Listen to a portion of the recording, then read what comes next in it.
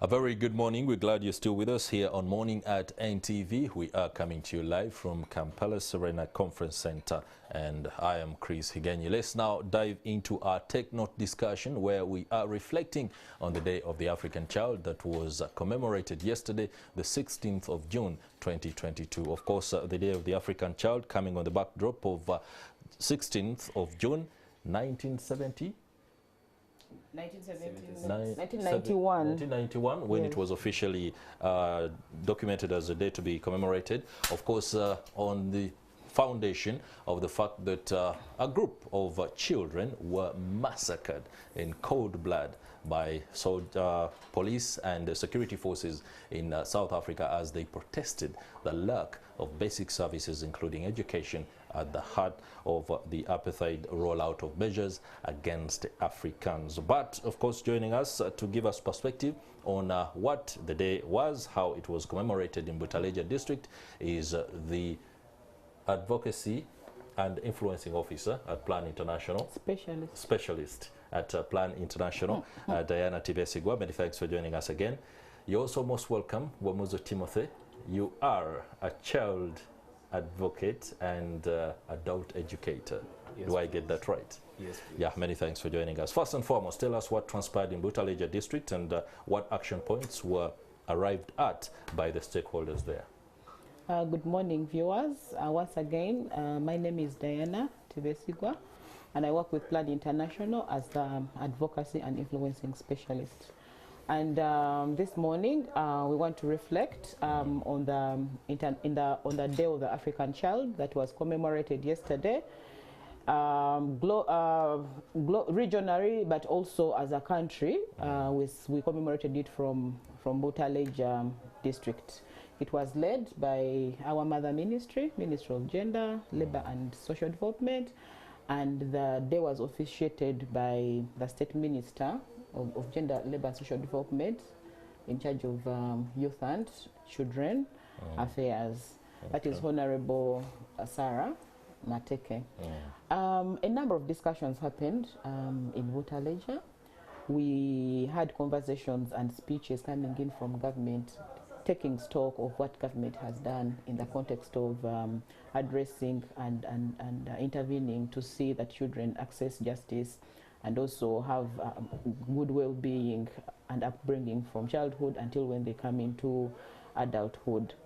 A number of things were highlighted, especially along the lines of policy, where government has put in place a number of policies, and some of which that are exciting. The National Child Policy. In place we have the Gender-Based Violence Act. In place we have the Female Genital Mutilation Act. And yesterday, also Ministry had an opportunity to launch additional frameworks, and policies that are contributing to reducing incidences of very harmful practices like child marriages and teenage pregnancies. So if you watched yesterday, or if you had reporters yesterday in Butaleja, they would have reported on the launch of the national strategy to end child marriage, for the next 5 years. It had expired and it reviewed, and now it has been relaunched again to give guidance on how different programs, institutions are supposed to intervene and program around the child well-being in regards to reducing instances of child marriage and teenage pregnancies. Okay. It was also a day to give children platform to demonstrate or speak about their issues. Children are not only complaining, but appreciating, the where government has come in terms of fighting for their rights. Appreciating, the free education, appreciating the health services that are provided by government. Nevertheless, even when the services are provided, we are still seeing statistics coming up where we need improvement. If you have thousands and thousands of children being pregnant, if you have thousands of children being married off, if you have communities that are still marrying off their children, if you still have a system which is corrupt, concealing cases of child marriage and rape and defilement within communities, it means we need to add in more effort, double our effort. So this day, I think now reminded us of how much effort we need to put in. The fact that COVID-19 was here and it escalated a number of issues, including those ones of teenage pregnancies and child marriage. there was need for us to re-engineer, you know, our interventions. So I think yesterday a number of commitments again came in from different institutions, government inclusive, local governments, ourselves as Civil Society Plan International. We had speeches from World Vision, we had children and all stakeholders, faith leaders and faith institutions, all of them recommitted, you know, contributing to reducing harmful practices. Yeah. And so today, we still want to again re-echo and remind them that yes, you made commitments, but we still need to work with you in this kind of way. Okay, very shortly I'll be asking you to give us an idea of how the regime of implementation of some of these initiatives or measures that are rolled out to help improve the welfare and the life or livelihood of children is undertaken, because many times advocates do complain this is not being done despite commitments being done at some of these national events. But let me go to Mr. Wamuzo Timothy, a child advocate and adult educator. Butaleja district has consistently appeared within the statistical abstracts as one of the districts with the highest number of child pregnancies, and I'm pleased that it hosted this particular commemoration of the Day of the African Child. What is the state of affairs when it comes to Butaleja district, but also across the country in terms of child pregnancy and all the other challenges that children are facing? Thank you very much, Mr. Moderator. My name is Wamozo Timothy, adult educator, youth advocate with Plan International. Basically, we have seen a rise of teenage pregnancy, basically in Butaleja. It is highly affected. But basically, me as a youth advocate, for instance, in communities where we are working with, we have seen young girls being impregnated. But what we have done, me as a youth advocate and my team, we have gone to these girls who have been affected, and we have been providing counseling and guidance to them. Yes. Okay, mainly counseling and guiding. For example, during the COVID-19 pandemic, as Madam Tibesigo has just alluded to, there were many cases of child pregnancies and early marriages. Now, early marriages are conditioned most of the time by the economics of the day. Most parents see it as convenient to marry off their children so that they can improve their own condition.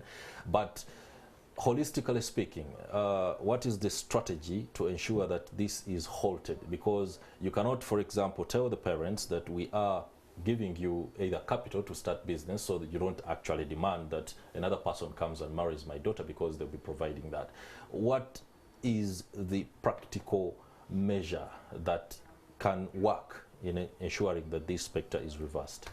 Thank you very much. First and foremost, we as a youth, we have stood out to come up, you know, talk to government and, you know, to strengthen these policies, because we know there are policies which can handcuff those victims of circumstances. For instance, those big men who are right there sleeping with the young girls.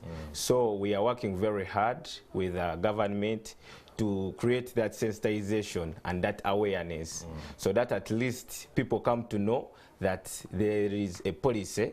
If you're a victim of that circumstance, you're handcuffed, for instance, for the men. If you defile a young girl, surely there are those policies. So we, as the young advocates of Plan International, we are working very hard so that those policies which are implemented should be sensitized and people come to know about them. Yes, please. Okay, maybe what I can supplement on that. Yeah, supplement on what he's saying. I think the issue at hand, you know, or that issue that we are discussing that has been deliberated on for the last 1 week. Yes, it needs a multi-faced approach. It is not a one-way, you know, approach. If you look at the challenges, the teenage pregnancies, the child marriages, the corporal punishment, FGM, you know, it is just beyond a single actor coming in to do ABCD. That's right. We need right policies in place. But you see, even when the policies are put in place, they need to be facilitated for them to be implemented. The communities where we serve, they are gender related social negative norms that are within these people in their communities. We need to continuously work with the right people. We need to work with the cultural institutions to make sure that they demystify the negative values within those communities. As an organization, we may not be in position, but we work with institutions that are going to help us, you know, do that aspect using different models and approaches. Okay. Even when we are talking about mindset change, for example, we aren't just talking about parents and caregivers. We have communities where children are actually believing that getting married early is pride. Oh, yes. That's unfortunate. So when we are talking about mindset change, we are talking about the children themselves, we are talking about the parents themselves, and caregivers, we are talking about policymakers. We have policymakers, or leaders in communities who have been part, you know, of the perpetrators of violence against children. Yeah. We documented some stories, for example, in Busia. We have documented stories in Kamuli, in Muyende, where LC, you know, LCs in communities, the LC ones, have participated, you know, in the process of cases. They have either concealed or themselves they have participated in actually defiling connivance, sometimes children. being so when we talk the about oppressors change, themselves. when we talk about a multi-faced approach, it needs everyone to appreciate and understand their role in the community, and also appreciating that actually we have a problem. We are talking about having a quality population. That's you right. cannot tell me that we are going to, you cannot tell me that 72% of our population are young people, and half of that 72%, we have numbers of girls who are getting pregnant, you know, on a monthly basis. It means as these people grow up, they cannot contribute to the development of this economy. So we keep into the cycle of poverty where these children will never recover. So we need to all get involved and start building these children right from when that child is in your womb.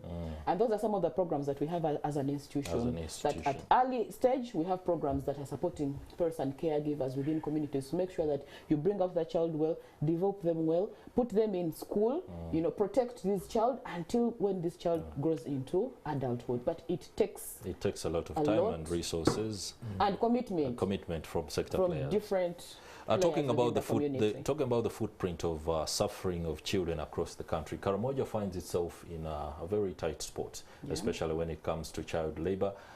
We see many street children across urban centers in the country, mostly within Kampala. They are Karamojong, and there are allegations that some politicians and other leaders within their communities are responsible for what is a very organized trafficking system. I do not know whether Plan International and other sector players are on top of this in terms of addressing this particular situation, because I believe you have the resources, the capacity, but most importantly the mandate to probe. Exactly, like we said, in this sector of child rights, there are a number of players, and each of that player is responsible for different things within the sector. You'll find organizations that are focusing so much on human trafficking, including children. You'll find organizations that are dealing with, let me say, child sacrifice, you know. You'll find organizations like ours that are centering so much on ensuring that the girl child grows up. Issues of child marriage, teenage pregnancies, corporal punishment may be a priority to us. But just to let you know that the issue, for example, of trafficking and having children on the streets, we have projects, for example, in Plan International that are centered within cities, and they're trying to make sure that there is protection of children and young people and the youth within those communities. Recently, for example, in KCCA, they have just approved an ordinance that is looking at, for example, making sure that we don't have children on the streets. That is making sure that there is no sexual exploitation for children in the city, making sure that there is no child labor, you know, in the city. And that will be that communicates to you like part of our work that we do in regards to some interventions. It may not be on the broader magnitude in terms of us focusing on child labor, but while we are doing our interventions and advocacy, we put them into consideration as some of the issues that we may be looking at. So such ordinances that happened in Kampala, we aren't only having them in Kampala. In the districts where we operate, Lira, Tororo, we have seen ordinances that have been actually approved by the district, and they are still pending approvals. So in this context is that it is not about putting the ordinances. It is about us having the actors doing the right things. If, for example, you have approved that ordinance of taking children out of the streets, which other programs has government put in place for those children Because if we are not deliberate, you know, on putting interventions that are going to help us eliminate the challenges or the problems that we have, we shall have policies in place and nothing will continue. Implementation will continue to be a very hard thing to do. Let me just go to Mr. Wamuzo Timothy, who is buried in the thick and thin of rehabilitation, so to speak, especially for the victims of defilement, victims of child labor, victims of well, violence at home is also one of the very rampant aspects, especially in the last 2 years. Have you been to Kampilingisa? To Kampilingisa, not yet. You haven't been to Kampilingisa. It's a rehabilitation center for many of the children. If you have been there, then perhaps we will be talking about the rollout of the specific plans, how mindset change is affected for some of these children. But how is play incorporated into the rehabilitation process? Because many times organizations, including the government itself, tend to focus on the very mainstream aspects of rehabilitation and forget play. Play is a very important aspect in making sure that children, first and foremost, get comfortable within themselves and with others. What is being done on your part and your team in whether you're being helped by Plan International or any other sector players to use play as one of the measures for rehabilitation? Now, let me help in that area. Actually, the issue of rehabilitation in our country, we appreciate government is doing its role. We have a few rehabilitation facilities in the country, actually Kampilingisa being the major one. The rest that we have, for example, the one in Chireka, where they remand children. There's another one near here in Naguru. Yes, in Naguru, but you know, those are the few. But recently we have been engaging, for example, some of our judges, and they've been telling us that there are some of the people who are in charge of monitoring those rehabilitation centers like Kampilingisa.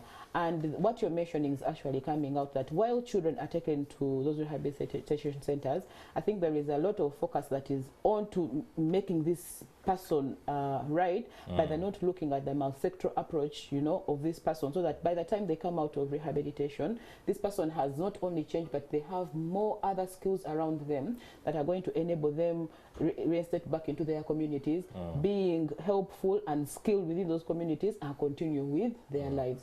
And so in that context is that I think also government is planning to either put up more other rehabilitation centers and also make them better with good programs that are going to help in bringing out all children who are in those institutions in a holistic approach. But still, it calls for more resources. You know, rehabilitation is, and I want to tell you that rehabilitation is not only for people in Kampilingisa. Children who have been, for example, defiled, children who have been raped, they are back in communities. No one is giving them psychosocial support. Families that have faced those challenges of defiling and raping children, parents go into depression. They also need continuous engagement. That's right. Because seeing perpetrators back in communities who have actually done wrong or defiled or raped children within your community, it is such traumatizing. These children are left with no one to help. The child has given birth to a fellow child, and there is no one to sit down this child to counsel them through, to help them overcome the trauma. You know, all that is happening. We don't have psychosocial support in communities. NGOs that are in the communities are not enough, you know, to do that service. So it is one of the areas where we need a lot of attention to be put on board. Lastly, Mr. Timothy, I want you to speak to the child out there. Could be a teenager, could be a young adult who has maybe gone through some of these challenges. Very briefly, in a minute, can you speak to them? What words of hope, or where can they go to? For example, some of the measures that you're rolling out, they could be just wanting to know how you do it, where you do it, so you can speak to them. Please do. Wow, thank you very much to all the young people outside there. I call you upon, if you get any challenge, for instance, early pregnancy, there is life after that, because if you're affected by early pregnancy, for instance, a girl, don't drop out of school, okay? Give birth, and after continue with school, because of recent, I was sharing with one of the members of, a woman member of parliament, and she shared a story, an interesting story, and she was like, you know, I gave birth, I was still in school, but I continued, and I'm now a woman member of what? Of parliament. So surely, you shouldn't stop, just focus, and there is life after that. basically. The young girl right there, the young boy right there who is being affected, just know there is life after that. Just focus and everything is good in front if you focus. All right, Thank you many very thanks, Timothy Wamuzo, for those words of encouragement. And of course, hope is one of the things that keep us going at every level. If you have hope for a better tomorrow, no doubt everything is going to be all right. I would like to extend our thanks to Diana Tibesigwa, Advocacy and Influencing Specialist at Plan International, for the insight and the reflection on the Day of the African Child that was celebrated yesterday. And of course to you too, Timothy Wamuzo, for those very insightful perspectives on how children and teenagers, including young adults out there, can cope with the challenges that they are going through. We shall take a break and return with our Kickstarter discussion, where we shall be speaking to an official from Albinism Umbrella to understand the plight of people living with albinism. Stay with us.